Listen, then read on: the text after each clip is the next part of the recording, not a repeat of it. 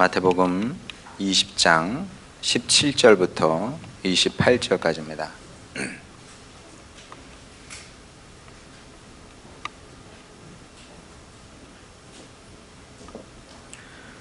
제가 봉독합니다. 예수께서 예루살렘으로 올라가려 하실 때에 12 제자를 따로 데리시고 길에서 이르시되 보라, 우리가 예루살렘으로 올라가노니 인자가 대제사장들과 서기관들에게 넘겨지매 그들이 죽이기로 결의하고 이방인들에게 넘겨주어 그를 조롱하며 채찍질하며 십자가에 못 박게 할 것이나 제3일에 살아나리라. 그때 세베대의 아들의 어머니가 그 아들들을 데리고 예수께 와서 절하며 무엇을 구하니 예수께서 이르시되 무엇을 원하느냐 이르되 나의 이 두 아들을 주의 나라에서 하나는 주의 우편에 하나는 주의 좌편에 앉게 명하소서. 예수께서 대답하여 이르시되 너희는 너희가 구하는 것을 알지 못하는도다. 내가 마시려는 잔을 너희가 마실 수 있느냐? 그들이 말하되 할 수 있나이다. 이르시되 너희가 과연 내 잔을 마시려니와 내 좌우편에 앉는 것은 내가 주는 것이 아니라 내 아버지께서 누구를 위하여 예비하셨든지 그들이 얻을 것이니라. 10 제자가 듣고 그 두 형제에 대하여 분이 여기거늘 예수께서 제자들을 불러다가 이르시되 이방인의 집권자들이 그들을 임의로 주관하고 그 고관들이 그들에게 권세를 부리는 줄을 너희가 알거니와 너희 중에는 그렇지 않아야 하나니 너희 중에 누구든지 크고자 하는 자는 너희를 섬기는 자가 되고 너희 중에 누구든지 으뜸이 되고자 하는 자는 너희의 종이 되어야 하리라. 인자가 온 것은 섬김을 받으려 함이 아니라 도리어 섬기려 하고 자기 목숨을 많은 사람의 대속물로 주려 함이니라. 아멘. 자, 세상에는 하나님을 안 믿는 사람들이 굉장히 많죠. 그런 사람들을 가리켜서 무신론자다 이렇게 얘기를 합니다. 자, 그런데 이제 무신론은 단순히 하나님을 안 믿는 것으로 끝나는 것이 아닙니다. 하나님을 믿지 않게 되면 다양한 이제 부가적인 문제가 발생을 하게 되죠. 자, 뭐 굉장히 많은데 그 중에 하나 예를 들게 되면 1960년대부터 한동안 우리나라에서 그 실존주의 철학 사조가 유행을 했습니다. 그때는 대학생들이 우리 뭐 작은 아버지 그 세대죠. 60년대 대학생들이면 뭐 그런 정도인데 그 이제 실존주의 책 한 권을 이렇게 끼고 이렇게 캠퍼스 생활을 했다고 하더라고요. 근데 실존주의자들이 유행시킨 그 말 중에 하나가 던져진 존재다. 뭐 어른들은 뭐 몇 번씩은 들어보셨을 겁니다. 던져진 존재. 우리는 아무 목적 없이 세상에 휙 하고 던져졌다는 얘기죠. 또 어떻게 생각해 보면 그것도 나름 그 이해가 돼요. 설득력이 있습니다. 왜냐하면 태어나고 싶어서 태어난 사람은 세상에 아무도 없습니다. 여러분, 내가 세상에 태어나기로 결의를 했습니까? 결정을 했습니까? 아니거든요. 더군다나 어느 시대에 어떤 장소에 내가 태어나리라 결정을 하고 태어난 사람도 없어요. 그러니까 내가 원해서 태어난 것도 아니고, 그리고 시간과 공간을, 그 다음에 가정을 내가 정한 것도 아니에요. 눈 떠보니까 어라, 이 자리에 내가 있네? 여기 내가 있는 겁니다. 그러니까 느낌상 던져진 것처럼 그렇게 느껴지는 거죠. 아, 던져진 존재구나. 참 허하다. 이런 생각을 하게 되는 겁니다. 그래서 이제 이런 생각을 하던 사람들에게 또 굉장히 큰 파급력을 끼친 사람이 누구냐면 까미죠. 까미가 시지포스 신화에서 뭐 얇은 책이잖아요. 거기서 이제 시지포스 신화에서 인간의 숙명을 시지포스에 비유하고 있죠. 뭐 내가 이렇게 비교한다는 건 아닌데 결국은 그 얘기예요. 그 시지포스의 숙명이 뭡니까? 천형이죠. 시지포스의 그 천형은 무엇이냐 하면 천벌이죠. 사실은 쉽게 얘기하면 큰 죄를 범합니다. 그래서 시지포스에게 벌이 가해지게 되는데 저 산꼭대기, 높은 산꼭대기에다가 그 정상에다가 커다란 바위를 딱 세워놓는 겁니다. 그러면 이제 용서를 받는 거예요. 그래서 시지포스가 죽을 힘을 다해서 열심히 자기 몸보다 큰 바위를 산 꼭대기로 올리죠. 그래서 정상에 딱 세워놓습니다. 됐다. 순간 대굴대굴대굴 다시 굴러서 저 산자락으로 떨어지게 됩니다.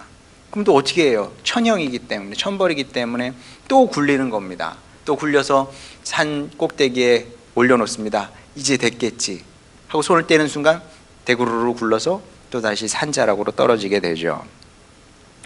자, 이렇게 시지퍼스는 영원히 성공할 수 없는 수고를 감당해야만 했던 것이고, 까미는 인간의 운명을, 인간의 삶을 이렇게 시지포스에 비교했다는 거죠.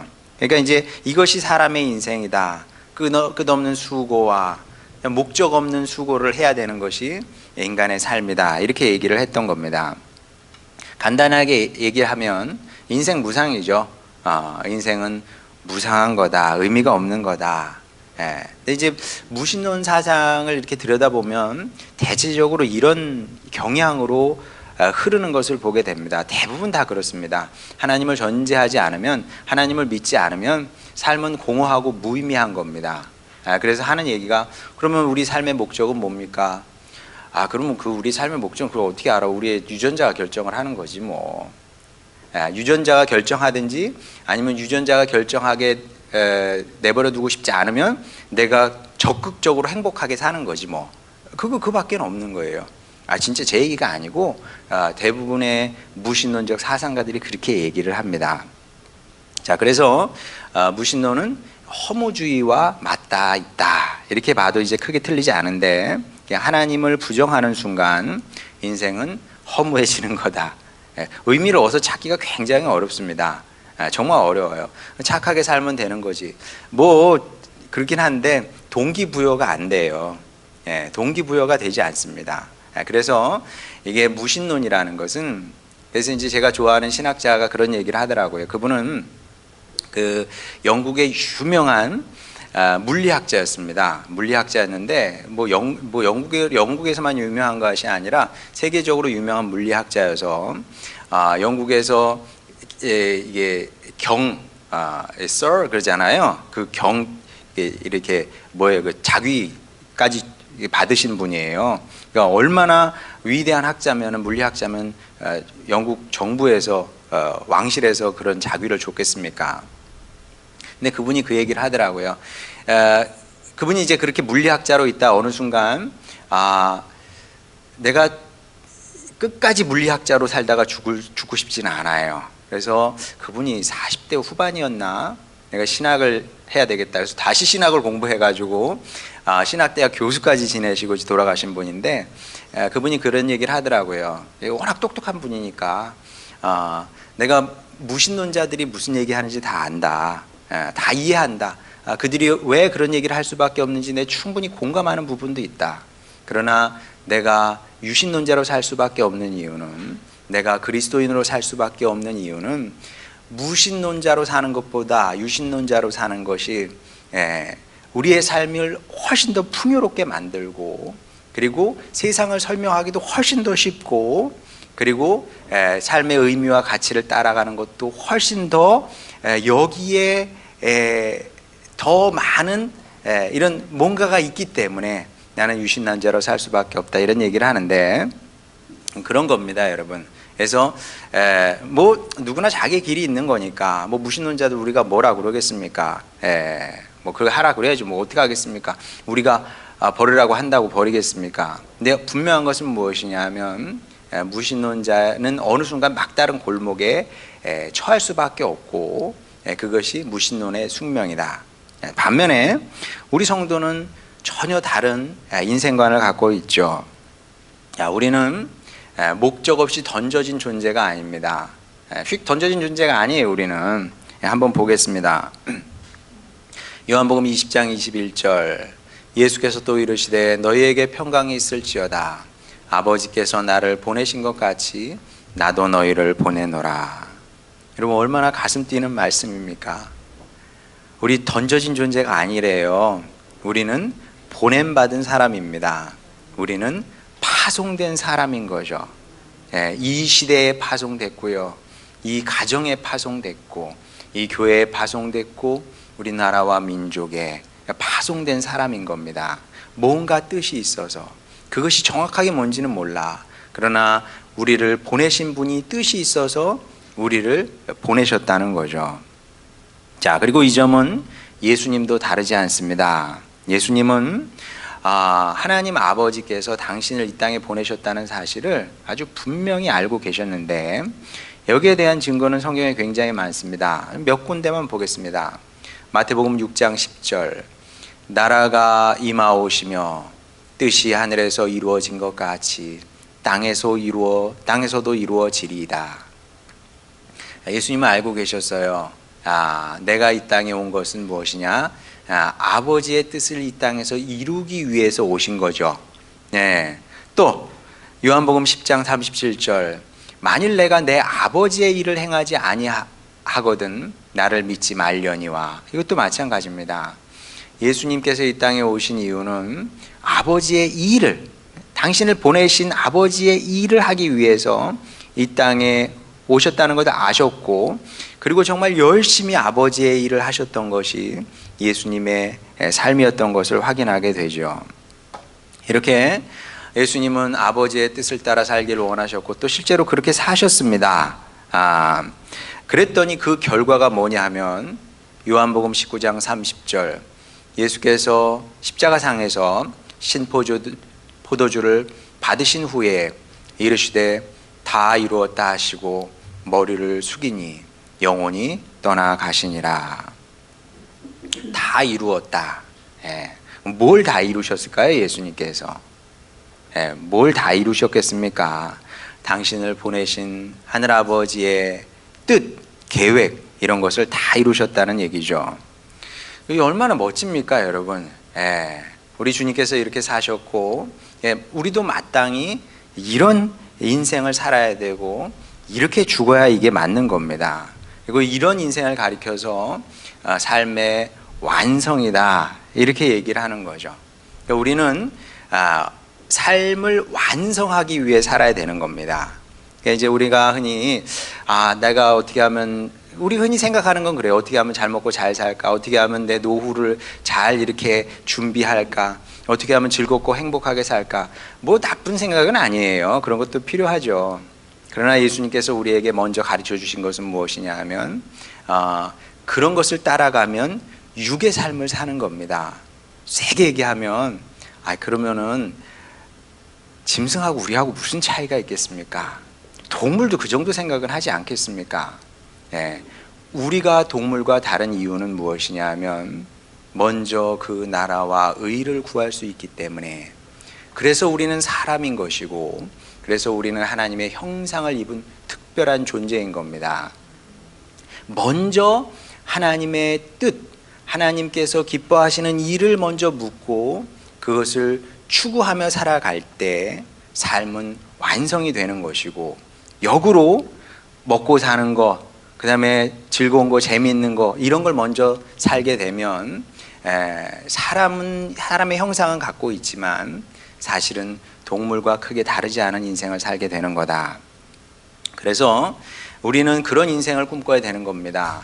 꿈은 아이들만 꾸는 게 아니에요. 내가 이 나이에 50에 무슨 60대에 무슨 꿈이냐. 아니요. 완성을 해야 될 거 아니에요. 완성을 해야지, 삶에 완성을 해야 되는 겁니다. 그래서 끝까지 우리가 이 꿈을 놓지 않고 살아야 되는 것이고, 우리에게 시간이 주어졌다는 것은 기회의 시간인 동시에 꿈을 이루는 그런 기간으로 우리의 삶을 이해를 해야 되는 겁니다.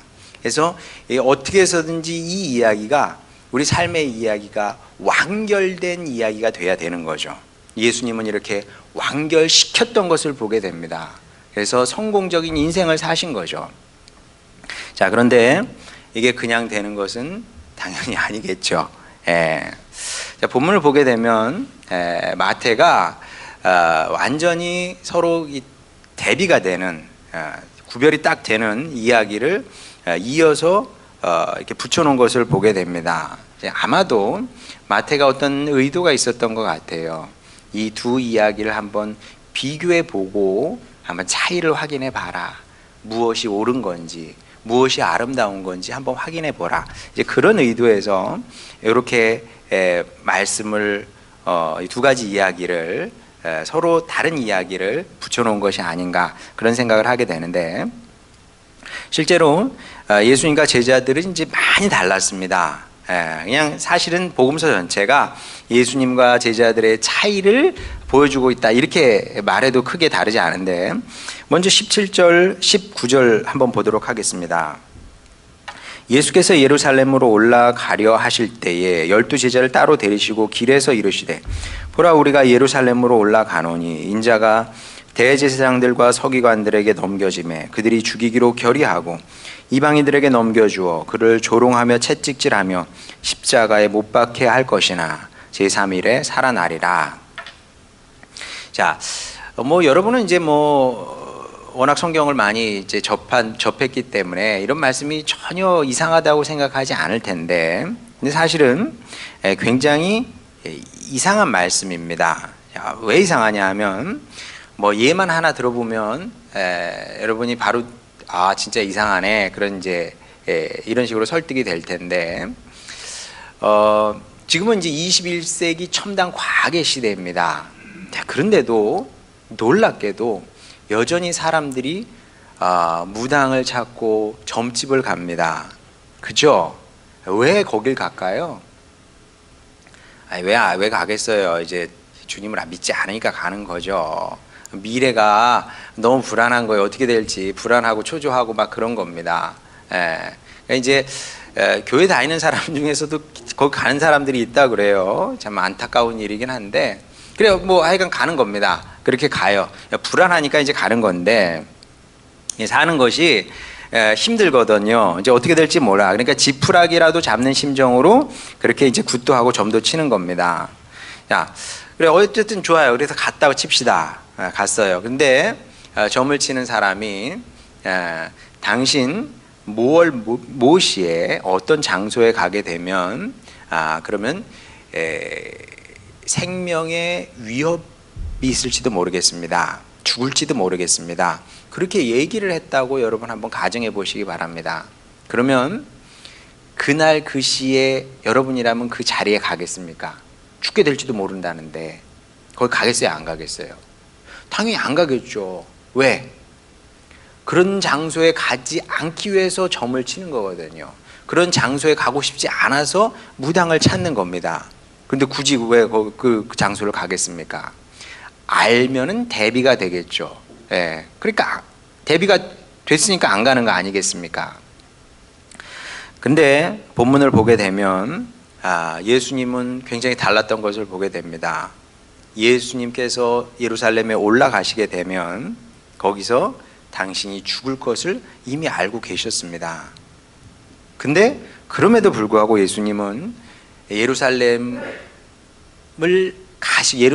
올라가시기로 마음에 결정을 하셨어요. 되게 이상하잖아요. 죽는 데를 왜 갑니까? 여러분 죽을 줄 알면 가겠습니까? 안 가겠죠. 여러분 인생이라는 건 그런 거예요. 사고는 곳곳에서 일어나지 않습니까? 알면 거기 갔겠습니까? 알면 거기 갔겠냐고요. 참 그런 슬픈 얘기 참 많아요. 제가 아주 어렸을 때 얘기인데, 저희 먼 친척 중에 한 분이 친척 집에 방문을 했는데 하루 더 있다 가라고. 그때는 이제 많이 서로 먼 친척들이 왔다 갔다 많이 했어요. 그래서 자고도 가고 막 그랬는데, 하루만 더 있다 가라고 그래서 하루 있다가 그 다음에 이제 기차를 타고 집으로 내려가는 길에, 그때 그 기차 사고 굉장히 큰 사고였답니다. 기차가 전복이 됐는지 그렇게 됐겠죠.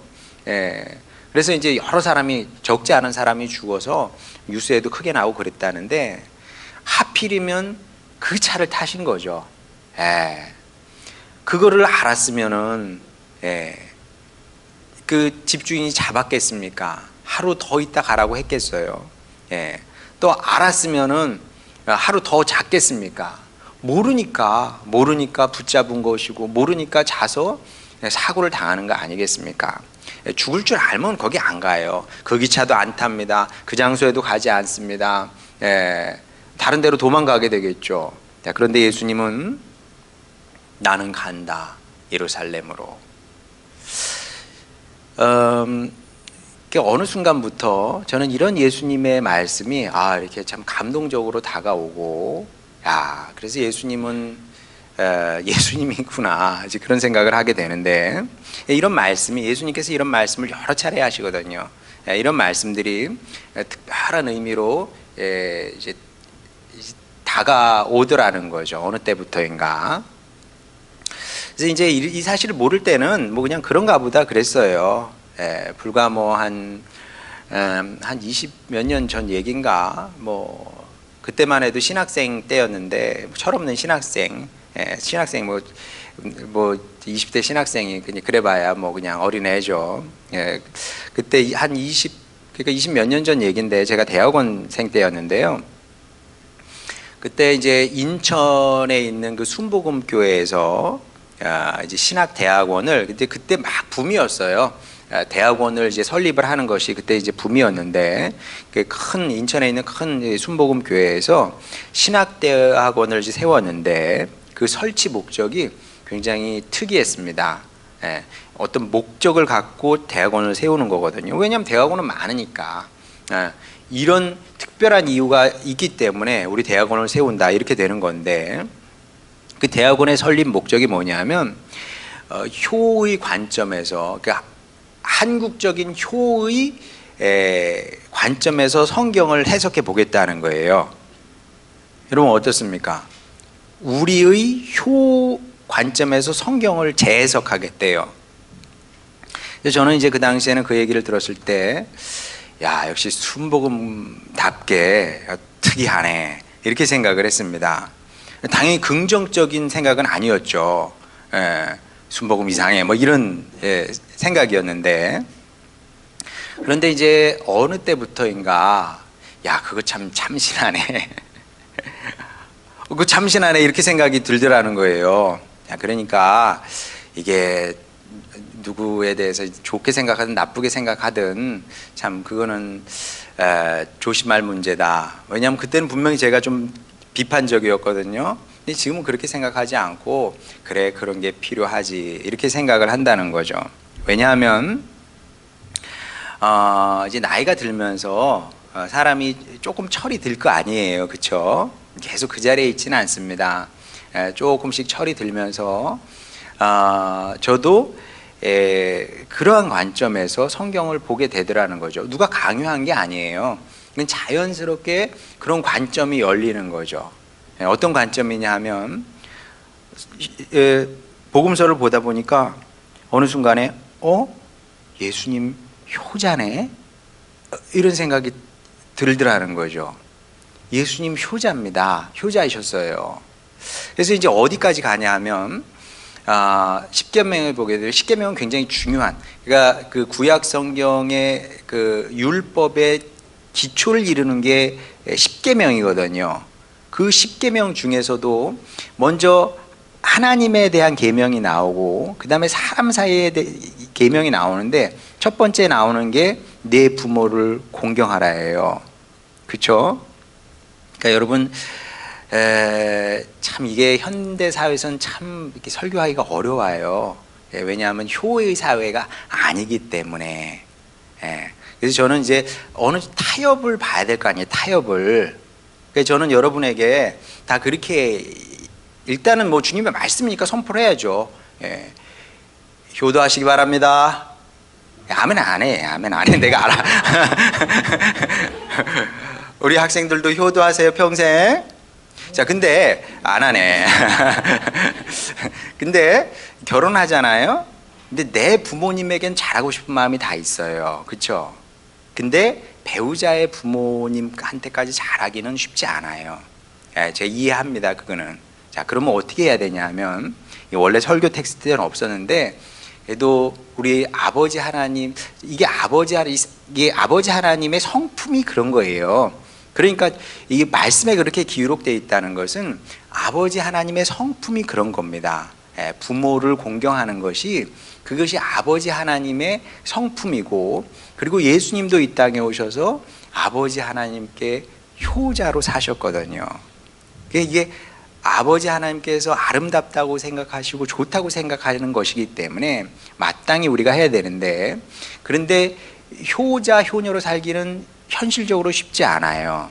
내 자식에게는 내 간이고 쓸기고 다 빼줄 수 있지만 부모님한테는 쉽지 않거든요.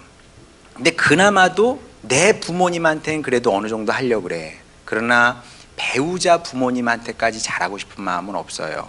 그럼 어떻게 해야 되냐 하면 최소한 그 정도는 여러분 맞춰주시기 바랍니다. 물론 그것도 쉽지는 않은데, 예를 들어서 저는 이제 집사람이 장인어른한테 뭘 해드리고 싶은 게 있을 거 아니에요. 전 지금까지 한 번도 노라고 말해본 적이 없어요. 언제 갑시다. 네. 이것 좀 보내드릴까요? 그럽시다. 그리고 또 종종 제가 아버님 이거 떨어질 때 되지 않았나? 제가 먼저 얘기를 해서 또 보내드리면 집사람이 고맙다 그러고. 괜찮죠? 그러니까 상대편이 얘기를 하면은 내 마음에서 막 불덩어리가 올라와도 그래 해 자기 마음대로 해 이렇게 무슨 얘기인지 아시겠죠? 그게 이제 최소한의 효도가 아닐까 저는 그렇게 생각을 하는데, 내 예수님은 진정한 효자셨다.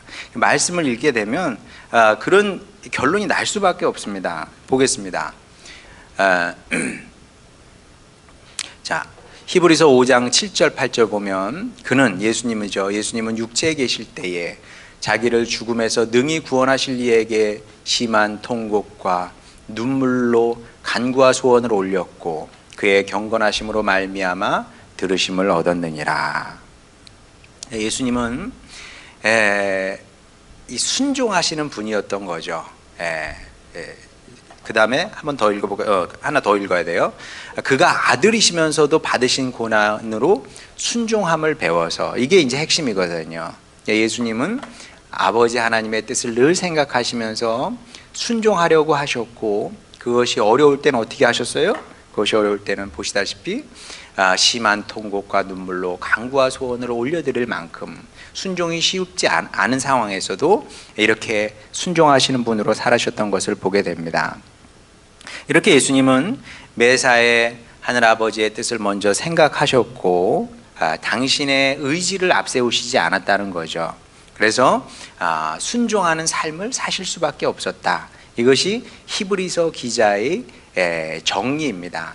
예수님의 삶은 이랬습니다. 진정한 효자이셨습니다. 이것이 히브리서 기자의 요약이라는 거죠. 자, 반면에 제자들은 달랐는데 오늘 본문 보게 되면 20절 21절 보겠습니다. 그때 세베대의 아들의 어머니가 그 아들들을 데리고 예수께 와서 절하며 무엇을 구하니 예수께서 이르시되 무엇을 원하느냐 이르되 나의 이 두 아들을 주의 나라에서 하나는 주의 우편에 하나는 주의 좌편에 앉게 명하소서. 2000년 전에도 치맛바람이 대단했던 것 같습니다.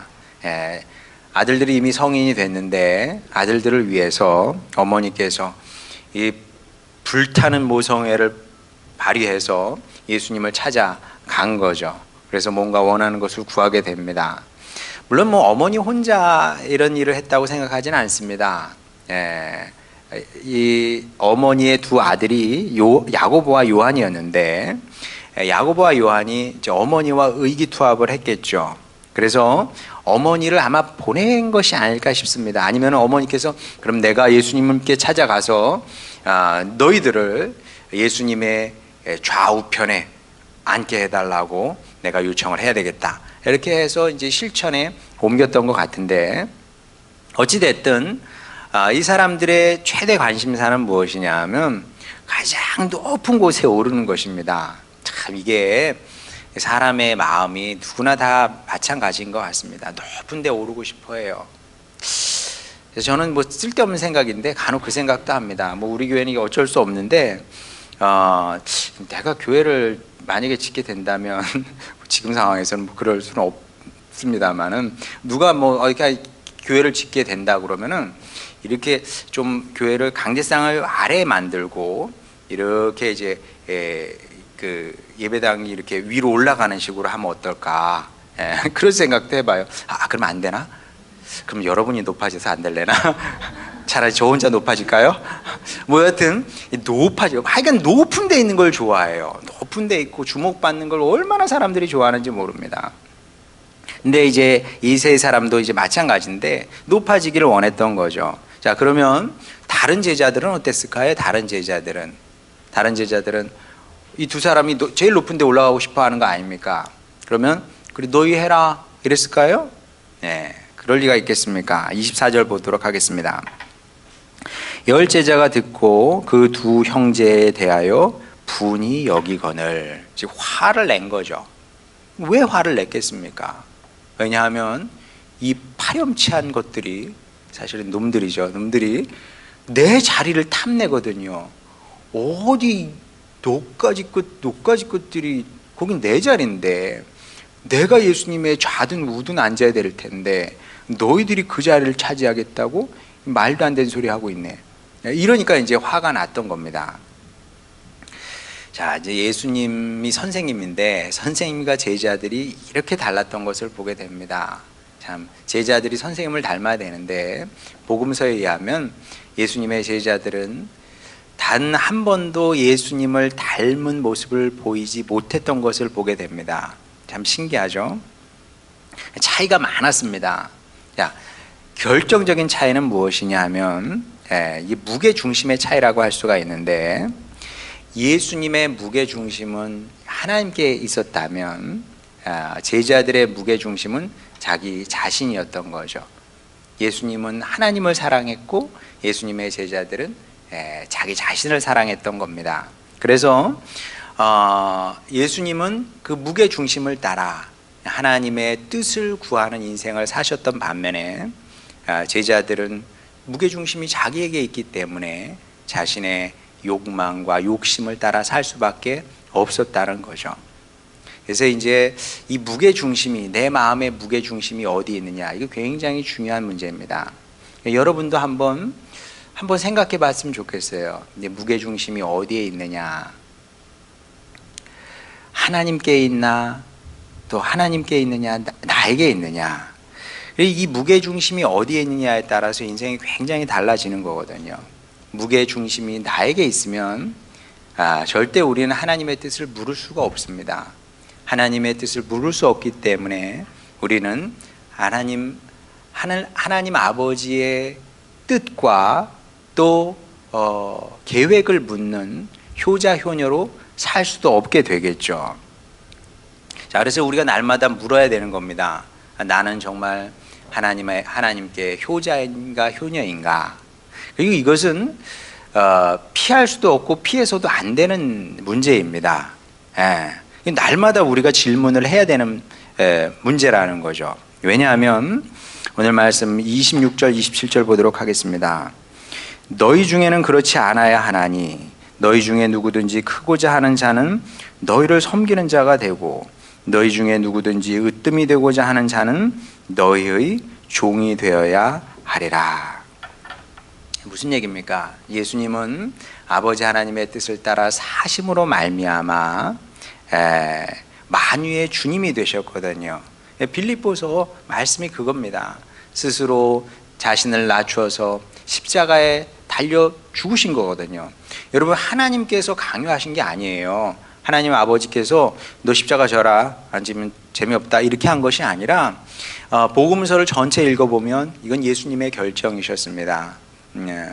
아버지 하나님께서 원하시는 것은 세상을 구원하시는 거거든요. 하나님이 세상을 이처럼 사랑하사, 그걸 아셨어요. 그러면 내가 이 세상을 구원하기 위해서 무엇을 할 수 있을까? 무엇을 해야 될까? 예수님 스스로 생각하고 결정하셔서 스스로 십자가를 지신 겁니다. 왜? 하나님 아버지를 사랑했기 때문에. 예수님께 중요한 것은, 자신의 생명보다 중요한 것은 하나님의 뜻을 따라 사는 것이었기 때문에 그랬던 겁니다. 반면에 내 욕심을 따라 살잖아요. 그러면 잘하면 내 욕심을 이루고 성취할 수는 있습니다. 그러나 오늘 본문이 뭐라 그럽니까? 그래봐야 천국에서는 꼴찌밖에 못 된다니까요. 여러분, 꼴찌 인생을 살고 싶습니까? 여러분, 제가 지난 금요일날 솔로몬에 대해서 설교했는데, 왕이 되면 뭐합니까? 왕이 돼서 모든 것을 누린 사람이 솔로몬 아니겠습니까? 세상에 그보다 부유한 사람이 없었대요. 세상에 부인을 1000명이나 거느렸답니다. 와, 대단하잖아요. 그럼 뭐해? 천국에서 꼴찌가 돼버렸는 것을. 저는 여러분들이 그런 불쌍한 인생을 살지 않게 됐으면 좋겠습니다. 제 바람은 무엇이냐 하면, 글쎄, 제 바람은 뭐 저도 참 좋은 목회자가 되고 뭐 또 주님 앞에 효자가 되기를 원합니다만, 목회자로서 여러분을 향한 바람은 무엇이냐면, 뭐 한순간에 뭐 바뀌길 그런 걸 기대하는 건 아니에요. 물론 그럴 수 있으면 좋지만 현실적으로 어렵잖아요. 그래서 사람들도 그런 얘기를 합니다. 사람이 갑자기 이상해지면 죽을 징조라더라. 여러분이 빨리 죽기를 원치 않아요, 저는. 조금씩 그래서 교회 생활하면서 조금씩 변화되는 거죠.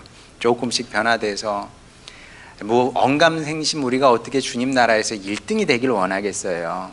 근데 꼴찌는 되지 말아야죠, 그렇죠? 하늘소망교회 출신들은 그래도 중간에는 서야 되지 않겠나? 응? 우리가 교회 생활 같이 하면서 서로 힘을 합치고 또 서로 기도하면서 용기 북돋아 주면서, 그래서 신앙생활에서 중간은 서야 되지 않겠나? 꼴찌가 웬 말입니까? 하여간 중간 이상은 서는 우리가 되기를 바라는 건데, 그러면 어떻게 해야 되냐? 어느 날 갑자기 그렇게 되겠지, 그렇게 되진 않습니다. 예수님께서 그러셨던 것처럼 이 땅을 살아가면서 여러분을 하나님께서 이 땅에 보내신 거예요. 그걸 생각을 해야 되는 겁니다. 그리고 이걸 생각을 하면 할수록 분명해지게 돼 있어요.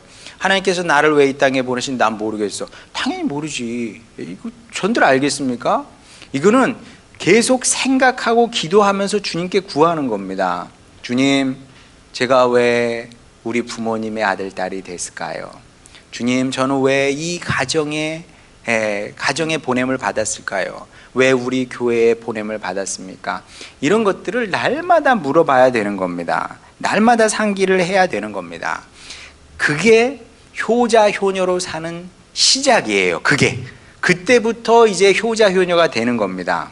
그리고 조금씩 효자 효녀의 삶을 살게 될 때 하나님께서 여러분을 통해서 이루고자 하시는, 여러분을 통해서 계획하신 모든 것들을 성취할 수 있게 되는 거죠. 그리고 이것을 가리켜서 성공적인 인생이라고 그러는 것이고요. 다른 말로는 사명 완수다, 이렇게 얘기를 하는 겁니다. 바라기는 여러분, 이런 성도의 삶을 살아내시기 바랍니다. 배불리 잘 먹고 잘 살면 그게 다 뭐겠어요? 큰 의미는 없는 일이거든요. 사명을 완수하는 성공적인 인생을 사는 여러분이 되시길 바랍니다. 그래서 마지막에 숨이 다하기 전에, 우리 다 죽잖아요. 숨이 다하기 전에 성령의 감동하심으로 다 이루었다 고백하고 주님 앞에 갈 수 있는 그런 축복된 인생을 살아내는 여러분 모두가 되시기를 주님의 이름으로 축원합니다. 우리 찬양 부르고 기도하도록 하겠습니다.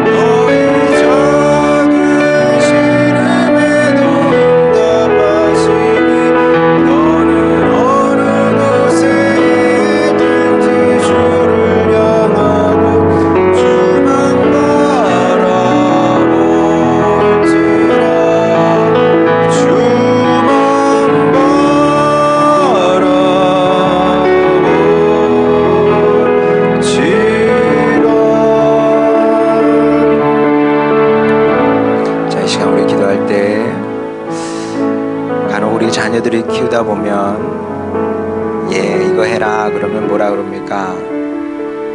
엄마 아빠 저도 제 생각이 있어요 그렇게 얘기를 합니다.